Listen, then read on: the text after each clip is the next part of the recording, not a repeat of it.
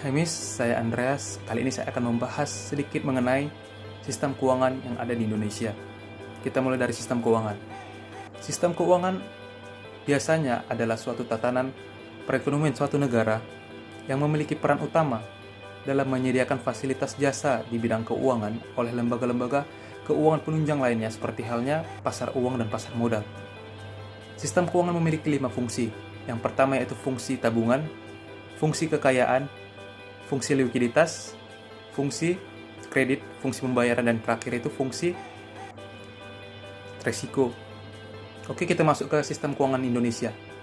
Pada prinsipnya, sistem keuangan di Indonesia itu dibagi menjadi 2 jenis. Yang pertama itu sistem perbankan, dan yang kedua itu sistem lembaga keuangan bukan bank, atau yang sering kita dengar yaitu LKBB. Oke, kita akan membahas 2 jenis sistem ini. Yang pertama akan kita membahas sistem perbankan. Perbankan adalah segala sesuatu yang berkaitan dengan bank, yang mencakup kelembagaannya, kegiatannya, serta cara dan proses dalam melakukan kegiatan usahanya. Bank memiliki 4 fungsi. Fungsi yang pertama itu sebagai badan usaha yang menghimpun dana dari masyarakat melalui tabungan, deposito berjangka, giro, dan bentuk yang lainnya. Fungsi yang kedua yaitu sebagai badan usaha yang menyalurkan dana kepada masyarakat dengan memberi kredit, membeli surat-surat berharga, dan kepemilikan harta tetap. Fungsi yang ketiga itu adalah sebagai lembaga yang menyediakan pembayaran dan peredaran uang. Dan fungsi yang terakhir itu adalah meningkatkan kesejahteraan dan taraf hidup masyarakat banyak. Oke, kita akan lanjut ke jenis-jenis bank.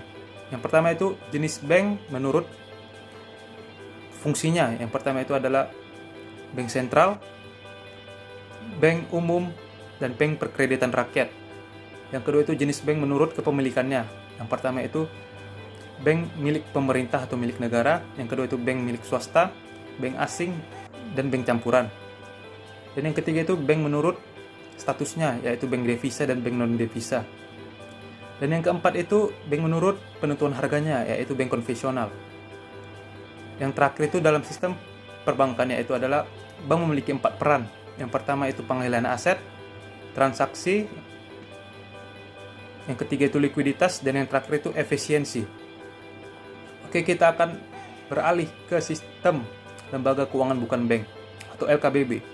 Sistem lembaga keuangan bukan bank adalah semua lembaga yang melakukan aktivitas keuangan, baik itu secara langsung maupun tidak langsung, untuk menghimpun dana dari masyarakat dengan membentuk surat-surat berharga dan menyalurkan dana tersebut untuk membiayai investasi di berbagai perusahaan.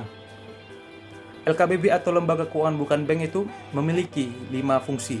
Yang pertama itu pemberian modal, yang kedua itu mengumpulkan dana, yang ketiga itu pendorong ekonomi, pasar uang dan pasar modal, yang keempat itu mencari tenaga ahli, yang terakhir itu adalah melakukan kegiatan yang lain.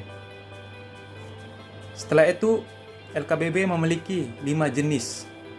Yang pertama itu asuransi, lembaga leasing, lembaga pensiunan, pegadaian, dan lain-lain.